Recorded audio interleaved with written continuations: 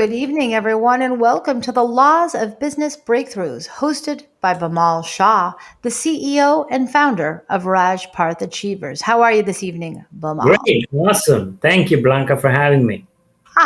I'm always excited to have you. And what we decided to do, just so everyone's aware, we decided to go live at night instead of our Monday morning setting, just to mix it up a little bit and have a little fun. And we'll be experimenting. And you know what? Already more people signing in. I want to see comments. I want to see excitement. I want to see engagement. Webcasts are meant to be interactive, at least the way the Laws of Life does them. We like our audience engaged. We want people asking questions. There's Deirdre. She's a very good friend of mine. Our sons played basketball together. Deirdre is so beautiful, so talented, and has a line of, she does custom bow ties. She does, Deirdre, tell us, put in a comment, what are you up to these days? And how can we utilize Bamal's expertise to help you? And And a free book. She wins a free book as well. Breakthrough. that's right. If you ask a question of Bimal, you get a complimentary copy of Bimal's book. So that's very exciting. So Bimal, why don't you kick it off with your 80/20? And I want to say a big shout out to Camille Robb. We had a powerful summit today, Bimal. And Camille was the winner of the charity challenge, and our guest of honor invited 27 guests to the summit today. And that created meals and donation by Laws of Life to her Just Fabulous Care, which feeds the homeless. So, congratulations, Camille, on that success today and just inspiring the community to support your cause to feed the hungry. All right. So, Bimal, back to you. What is your law of business breakthrough tonight? So today I'm going to talk about 80/20. 80/20 started in 1906. Think about that. More than 105 years or 15 years ago. And Mm, it's so prevalent today, especially during this pandemic. If mhm. there was one thing that businesses could do during this pandemic is take a deeper dive into their own business and apply the 80/20 principle. So you can apply the 80/20 to anything you do in life or you do in business, and it works. Um, you can take a look at the first thing I would suggest is start with 80/20 in revenues. Now, a lot of people have heard the 80/20, but they have misunderstood or they have not clearly understood, what is the 80/20 rule, and Okay. it was by Pareto principle, that's what it's called, Pareto Virelli, in 1906. And it was applied to engineering and science and also then taken on to business. Mhm. So 80/20 means that 80% of something comes from 20%. Okay. Repeat that, Bimal. Repeat that. So the 80/20 rule basically means, if you write down on a sentence, 80% of X is derived from 20% of X. So that's a sentence. You put in 80% of fill in the blanks comes from 20% of fill in the blanks. Now, that fill in the blanks could be anything, whether it's revenues, cash flow, customers, headaches, enjoyment, entertainment, you name it. It can work, even your health. 80% of your health comes from 20% of the food that you eat, or 20% of the diet that you drink, or the drinks that you have. And so, if you want to multiply your health, take that 20% that you're taking and multiply it 4 times. Okay. Okay. So same thing with your revenues. Let's say if 80%, and I was with a client who runs, basically a chiropractor practice, and his ratio was 96/4, which means 96% of his revenues came from 4% of his customers. And yet he was spending 96% of his time on the 4% of revenues. So Mm.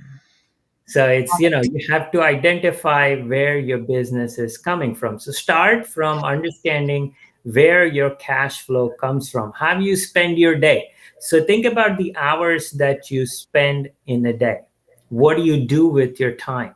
Okay. How much of that time actually translates into money, productive outcomes, or long-term relationships? Or you feel like, okay, I was busy, but not productive. A lot of people are staying busy, but they're not optimally productive. So you take the 8 hours in a day and ask yourself, what did you do? And a question to you: what did you accomplish today? With I don't know, when did you start your day today? When? I started my day today at 7 a.m. 7 a.m. So it's almost like 6 p.m. right now. So we're almost like 6 plus another 5, 11 hours in the day, right?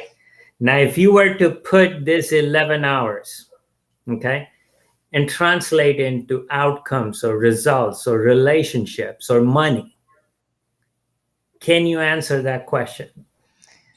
Well, I probably could. I mean, I could because I try to segment my day, and Okay. I have my favorite days of the week, and Tuesday is a relationship building day.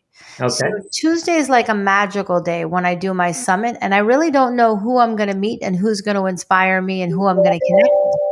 So Tuesday, half the day is the summit, and then after the summit, I normally try to have 2 to 3 meetings with new people per our coaching session last week, with the Right. goal of the goals that I've set. So I did a meeting, but I had to drive an hour there and I had to drive an hour home. So I was only able to do one meeting today. So really, the truth is, it wasn't the most productive day in the afternoon. That's how people feel most of the days. And I would say, why can't you make every day your favorite day as a goal? Target that every day is a favorite day. So Camille has a question. Woo! Um, Camille, where is your cash flow coming from? So I want to understand and make sure I understand that question clearly. So is that relevant? You're asking that as to pertaining to you as where your cash flow is coming from, or you would like to build a system and understanding, where to generate cash flow from for your business. So, if you want to put some insight into that question, that would be great. But taking that question and where your cash flow is coming from is a great question to ask yourself. Hmm. Where is your cash flow coming from? Who's paying you money? Who's cutting you the checks? And how much are they paying you? Who's writing you the biggest checks? And go after the biggest check writers. If you want to succeed in business, if you want to scale your business, you have to go after the biggest check writers.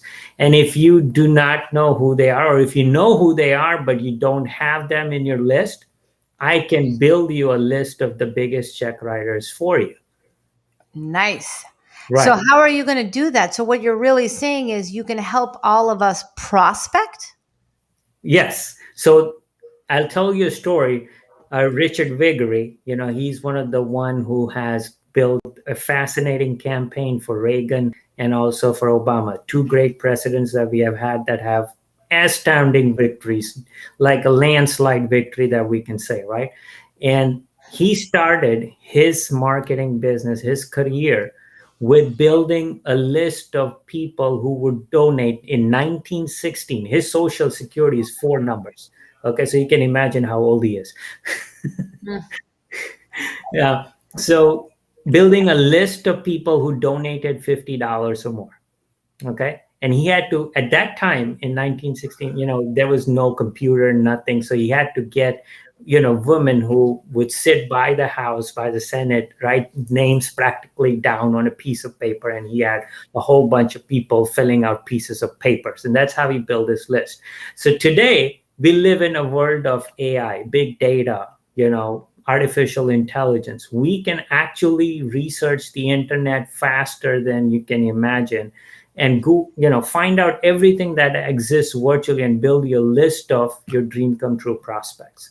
You can scan the QR code. There's a link called My 5 Star Prospects, and go on there, and just answer a few questions, and you will get a list. So once you have gotten to the 80/20 and you know your biggest check writers, build a profile of your biggest check writers and then send that profile to me and I'll help you build that list. Wow, that's powerful. You know, Bimal's really changed my whole point of view. Like our last session that we had, just having someone in my life to guide me, to help me sculpt the goal was really instrumental. And it made me utilize my time more wisely, and made me value my time and myself more. So I really want to thank you for that, Bimal. And you're such a pleasure because you're very calm, you're very professional, you're very caring. It's no pressure in working with you. It's like it's really a pleasure. So I highly recommend, if you need a business coach, consider working with Bimal Shah. His QR code's at the top of the screen. His company is Rajparth Achievers, and he's a big part of the Laws of Life collaboration. So let's talk more about this 80/20. So tell me more. What's another law? What's a sub law of the 80/20 law? So there's several sub laws. I'll start with, and I've given you some links if you want to post that. It's the Absolutely. 80/20 cash flow. Okay. So the 80/20 cash flow, basically what it does, it takes your hourly pay and puts your hourly pay to a multiple. So if you take the amount of money you made last year, okay, or even the money that you made so far this year, and Mhm. divide it by the number of hours you work, you will come to an hourly pay that you make, okay, based on how much you're making. Now, Okay. if you say, well, let's say hypothetically your hourly pay is, $100 an hour. Okay, I'm just taking a simple example. And I say I want to take it to $300 an hour, $500 an hour. How do I do that? That's Mhm. where you dissect where 80% of your cash flow is coming from. Who make up your 80%? Who are the customers that make up the 80%? And start with the biggest customers, go down until you reach that 80% mark. Okay. Mhm. And once you reach that 80% mark, you now know how many customers made up that 80%. And you take the divided by the total, and now you build a profile. So that's how you start the 80/20 cash flow. And you can increase your hourly pay. Just multiplying your hourly pay would multiply your cash flow and your revenues. So if you're making 100,000, and let's say you say, instead of making $100 an hour, I want to make $400 an hour. Now you're taking your, uh, you know, annual revenues from 100K to 400,000. If you're making 250 and you say, I want to quadruple my hourly pay, then you're taking your revenues to 1 million. But now, in order to go from 250 to 1 million, you need to know who's going to write you that check. Okay. And you need to build a list of those. And then you need to prospect them and find ways to close them. And which I have an amazing workshop where you can close in one appointment. Uh, Wow. Tell us so about that. Give us a sneak preview on how to close in one appointment. How many? What are the? Give us a couple of secrets if you can. All right. So I'll start with the biggest secret, the definition of selling. What is selling? And selling is getting people emotionally connected. And this is very important. You want people emotionally connected and intellectually engaged in a future result that's good for them, and getting them to take actions to achieve that future result. Emotionally committed to taking actions to achieve that future result. So now, when you take that and break it down, okay, you cannot the most of the biggest mistake people make is they ask for the sale either too quickly, or they ask for the sale do not ask for the sale. There's two extremes. They either pitch it too soon, or they never pitch it. And the reality is, you need to be asking several times. The sale is not done by asking for the sale of your product. The sale is done by getting agreement to certain things that the customer agrees upon that leads up to your sale. So you want to be the recommender, not the persuaser. Okay. So the recommender recommends Mm, specific steps, right? I like it. I like it. The recommend. So you're in favor of recommendation, not a hard sell. You have to be. It has to be an intellectual connection to what you're offering that they really do want to be engaged in it. Because if you put too much pressure, they're not going to be interested. Right. So like when you pose a question to the client, that question should the customer should get, an agreement that this is a yes, and you get several yeses before they close. So on my QR code, there's a link to the workshop, and the events is the, closing in one appointment workshop, where I train people on how to close, and they walk away with a customized song. I train them how to sing the song that they can, to their customers, and sing the same song as they go along, and close the sales Mm. appointment. The shorter the sales cycle, the more money you make. I like it. So, do you agree with the statement, get yeses on the interim steps? In other words, get the customer, the prospective customer, to agree to certain things as you're having a dialogue to engage them in the conversation, such as you need this, you need that. Do you agree Well, with people don't like being told what they need. So you don't want to say you need this, you need this. You want to like a question. You want to ask a question and then get agreement. Does this make sense? So when they So say yes. let's practice this. So how would you ask a person if they need business coaching? How would you approach that? So first of all, I would agree on the, get agreement on the result that we're chasing. Okay. So once Mm. okay, let's say the result is achieving your 3-year business goal in 1 year. So would that be of interest to you? Yes. Okay. So now this is a result that you want to see accomplished. Would you like to make the first 90-day leap towards achieving your 3-year business goal in 1 year? Yeah, I would love to.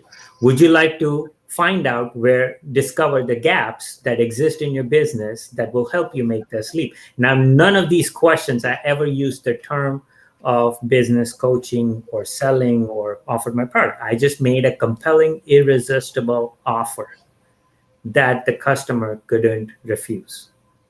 That's the key. That's what I try to do. I try to make compelling, irresistible offers that I don't have to quote unquote sell, that they literally jump off the paper and they're so attractive that Right. they want to be seized.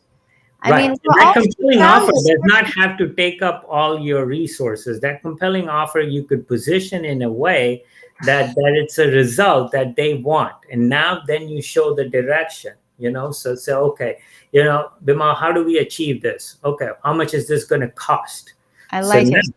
I when it like comes to the cost, I say, well, there's 3 ways we can do it. One is we can do grants. The other way is you can, invest it out of your own resources and your own cash flow. Or the third is, my business is approved through this, so you can get it this. And then say, well, I like this option. So at that point, you give an option. To I move. love it. Well, let me tell you, every time I have a conversation with you, my world changes. You are extraordinary. And I want to thank you for teaching us so many laws of business breakthroughs. This has been an amazing, amazing episode, and I thank you so much. How do you like? Is this one of your favorite laws, the 80/20? 80/20. I mean, I have so many laws. I have no favoritism with one or the other, because they all are so relevant. There's not that this one is better than the other. The thing about business, it's ever evolving, and you need to apply all the principles of business. You can't say one principle of business is better than the other. You have to apply each of these principles has its place, and you have to find its place to apply. And when you apply the right principle at the right place, you will see the results. That's why there's so many principles that you need to apply and so many laws that you need to apply. And I this love was it. great. We had Dedri and Camille. So Camille asked a question. We'll give Nelson a chance to Oh, ask. I think they're not in the episode right now. So what we'll do is we'll wrap the episode and we'll come back next week on the laws of business breakthroughs. I want to thank everybody for watching and engaging. Thank you, Deirdre. Thank you, Camille, and thank you most of Bamal. Have a beautiful night, everyone, and we'll see you next week. Thank you. Thank you. Thank you, Blanca.